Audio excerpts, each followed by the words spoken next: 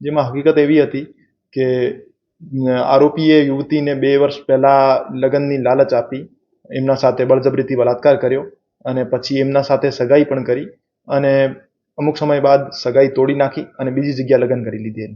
તો એવી પરિસ્થિતિમાં ફરિયાદીએ પોલીસ સ્ટેશન આવીને લગ્નની લાલચ આપી બળાત્કાર કર્યાની એક ફરિયાદ નોંધાઈ હતી. આ બાબતે માલવીયનગર પોલીસે તપાસ હાથ ધરી છે.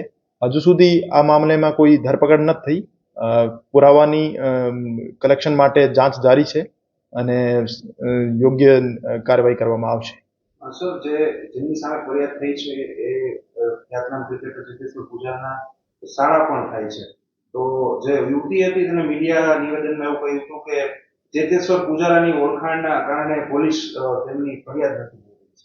ના, આ હકીકત ખોટી છે. પોલીસ દ્વારા આ મામલામાં ફરિયાદ દાખલ કરવામાં આવેલી છે અને ચેતેશ્વર પૂજારાના વિરુદ્ધ કોઈ પણ પ્રકારના કોઈ આક્ષેપો છે નહીં. એની ફરિયાદ જીત રસિકભાઈ પાબારી નામના યુવક વિરુદ્ધ છે.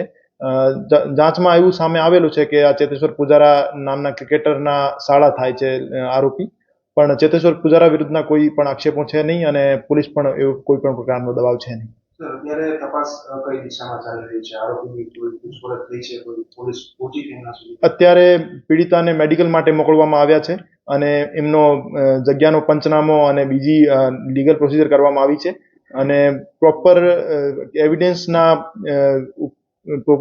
એવિડન્સ મળ્યાથી જ એમાં ધરપકડ કરવામાં આવશે અને કોઈ પણ પ્રકારની હજુ સુધી ધરપકડ કરવામાં આવી નહીં. સર, જે એફઆઈઆર નોંધાઈ છે તેમાં કોઈ ચેતેશ્વરના નામનો કોઈ ઉલ્લેખ તેમને કરાયો છે?